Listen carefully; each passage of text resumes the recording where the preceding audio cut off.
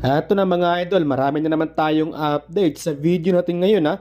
Matapos ang stint ng Gilas Pilipinas sa FIBA World Cup at Classification Games na kung saan ay nakapagtala ang Gilas Pilipinas ng 1 win at 4 losses, ay pagtuunan naman ngayon ng pansin ng Gilas Pilipinas ang Asian Games doon sa China. Marami ang posibleng pagbabago ng Gilas Pilipinas dahil bukod sa Gilas players ay may bagong coach ang gagawin para sa Gilas Pilipinas matapos mag-step down ni Coach Chot Reyes as head coach ng ating national team. Habang wala pang kasiguraduhan si Coach Tim Con dahil inihayag niya sa kanyang interview na aalis din siya sa Gilas Pilipinas kung sakaling aalis si Coach Chot Reyes sa ating national team. Malaki ang posibleng pagbabago ng Gilas sa Asian Games dahil bukod kay Coach Chot Reyes ay mukhang babalik na sa kanilang mother team ang mga players, lalo na si Nakai Soto, AG Edu, Dwight Ramos, Ravenna Brothers papuntang Japan B-League, habang si Renz Abando na gusto po mano niyang magpresenta sa Asian Games, ngunit wala pa itong kasiguraduhan dahil mahaba-haba na umano ang panahon na hindi niya nakasama ang kanyang team na anyang KJC sa Korea.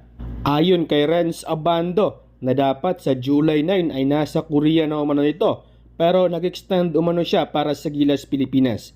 Pero kung bibigyan po umano siya ng chance ay lalaro ulit siya para sa Asian Games as long as hindi maapektuhan ang kanyang commitment sa Korea. Sa FIBA World Cup ay nag-average si Abando ng 5.2 points, 2.2 rebounds at 0.4 assists per game. So far, ang Japan ang may hawak ng Best Asian Team matapos silang mag-qualified sa Paris Olympics. Kaya sa paparating na laban ng Asian Games ay dito magkaalaman kung sino nga ba ang Best Asian Team sa kontinente ng Asia.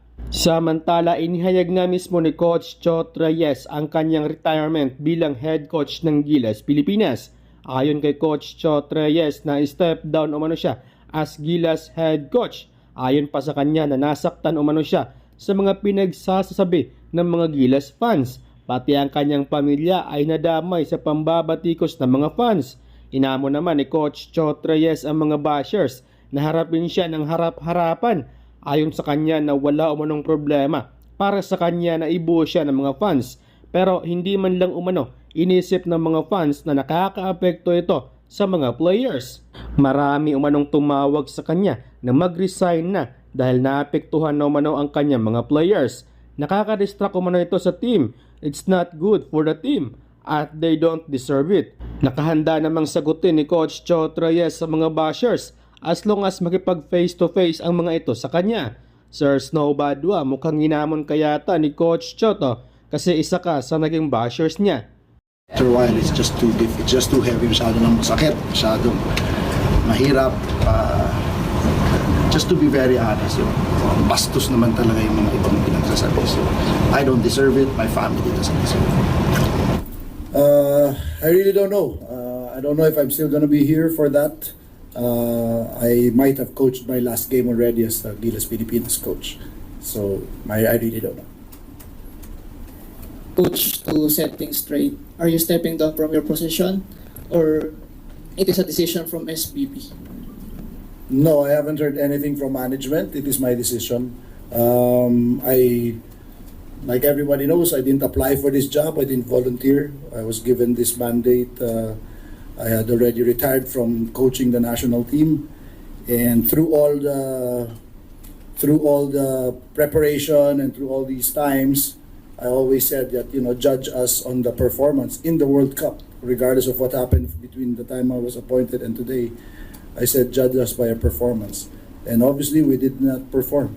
We didn't perform, and like I said the last game, I take full accountability, and because of that, I think it is time for me to step aside.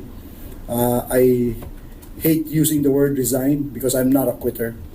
I am not a quitter. I would just like to emphasize to everyone who is asking for that.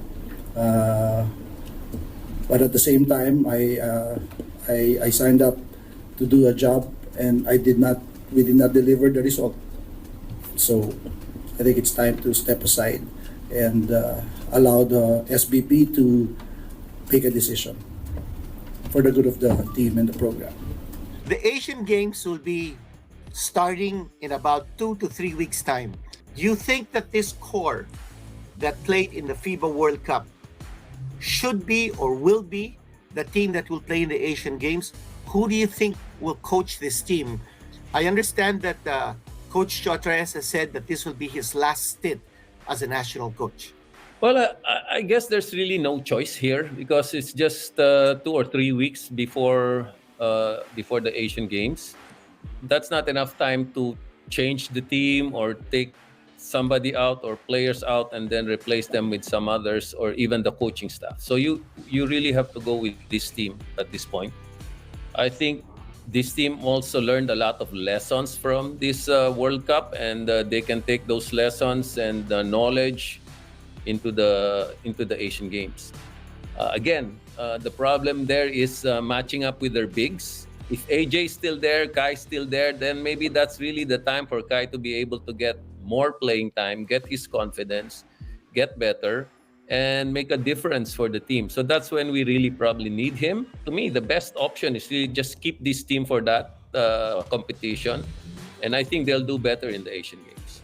The other thing is, Ange Kwame can also play in the Asian Games because there are no restrictions as to the number of naturalized players. So long as you have a passport, you can play. Coach Will, my final question to you is, how would you prepare an Asian country for the next FIBA World Cup to make sure that you have the skill set, to make sure that you have the mental aptitude to be able to be more competitive on the level of the FIBA World Cup? Coach Will. Yeah, well, Coach Yang spoke about this earlier, and again, I think he's right. There are some physical disadvantages. There's a smaller pool of players from which you're drawing upon. So, I think first and foremost, it's identifying those young guys that you think are going to be a big part of your future moving forward. We saw Argentina do this a long time ago. They started really putting a lot of resources around them when they were at under 16s. So I think it's a similar approach. With respect to Gilas, there is young talent there.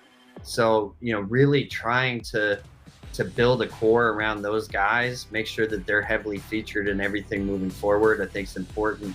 But, for Asia as a whole, I think you have to identify a style of play that's unique. Your country, your style of play. I think Gilas is still trying to find that identity a little bit in this World Cup. Whatever that style of play is, I think identifying that and then really building everything around that. Figuring out where your strengths are and then really letting that be the foundation as you develop young players moving forward. We know that you're a linguist.